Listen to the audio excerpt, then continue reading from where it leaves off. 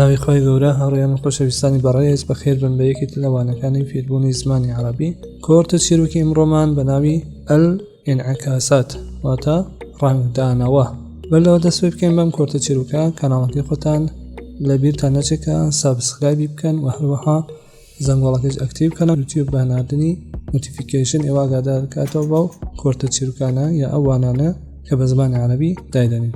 بۆ خاوکردنەوەی دەنگەکە یا تونتکردنەوەی دەنگەکە دەتوانن لە بەشی سیتینگ پڵەیباک سپید دەتوانن دەنگەکە کەمی بکەن یا زیای بکەن و هەروەها لە خواری کلیپەکە و لە بەشی لاینەکە یعنی تایم لاینەکە دەتوانن بەشەکان بگۆڕن.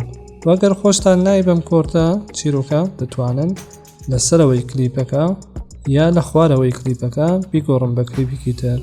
تدور هذه القصة القصيرة حول كلب دخل في يوم من أيام. أم كورتة شيروكا باس لساقيك لكا كروجيك دچيتا ناو. تدور دور هذه القصة يعني أم شيروكا قصيرة تدور باسي أودكات حول كلب ما حول يعني لا سبارت هر نزيكا بدور.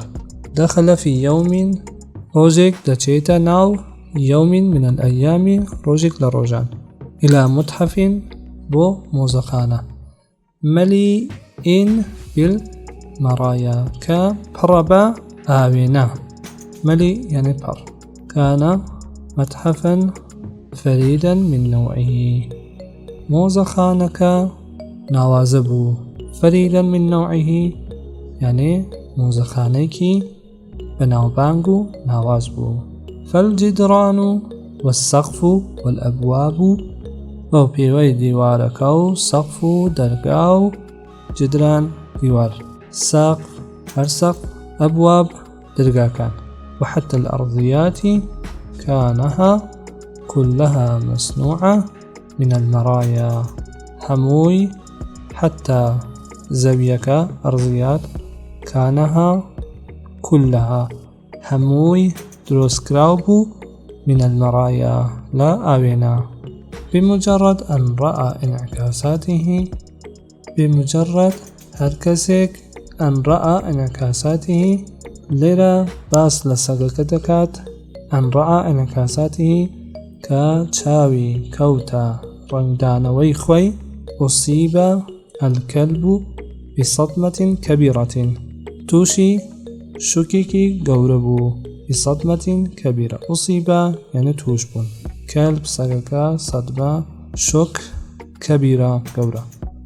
فقد رأى أمامه فجأة قطيعا كاملا من الكلاب التي تحيط به من كل مكان.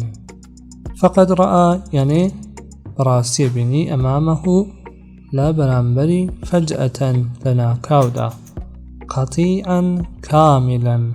قطيع معناه قليا كاملا بتواوي من الكلاب لا صغكان التي تحيط به من كل مكان لهمو شوينيك دا دوري دا بون صغكا ودوربري خوي چاوي كوتا آوينكا تماشای دوربری خوی کرد هموی پربو لساق.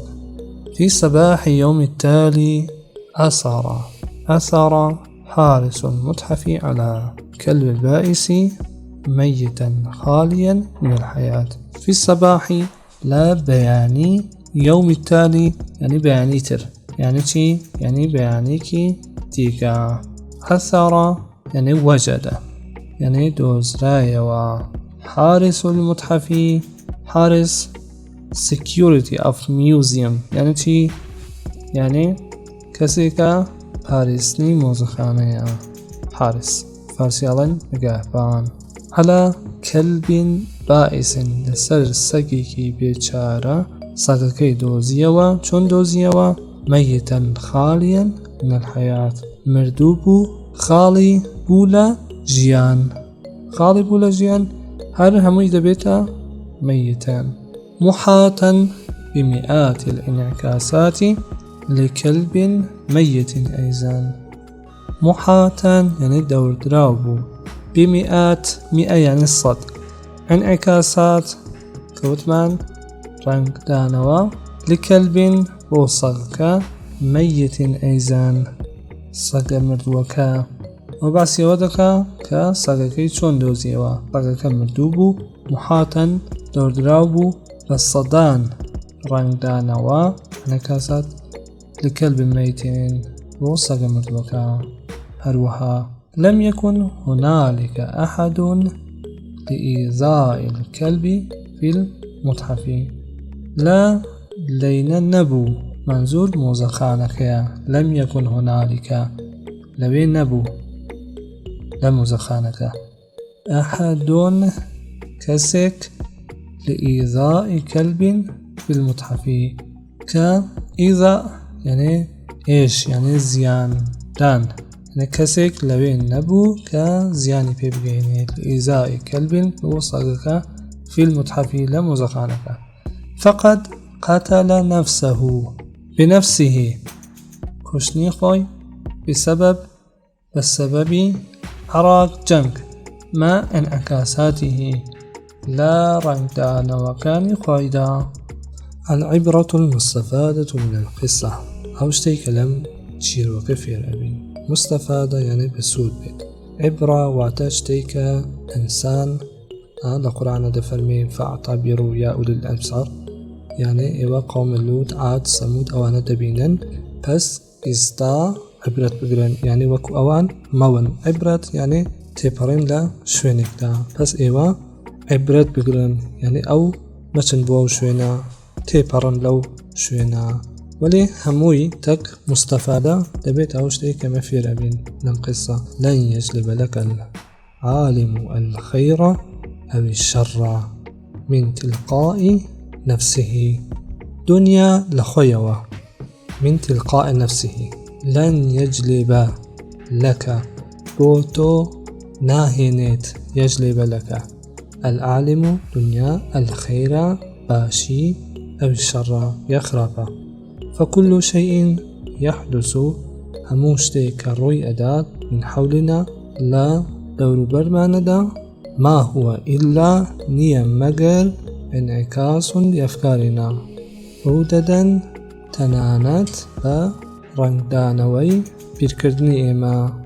انعكاس لأفكارنا يعني أوشتي كما بيرتي دكينوا. مشاعرنا هستي بيدكين لأفكارنا بو فكركان من بو بيركردنوكان من. أمانينا آواتكان أفعالنا كرداركان من. العالم ليس سوى مرآة كبيرة. جيهان جگل آوينيكي قورا يتيتر نيا فأحسن الوقوف أمامها ويا لا برامبريدا بوسطا.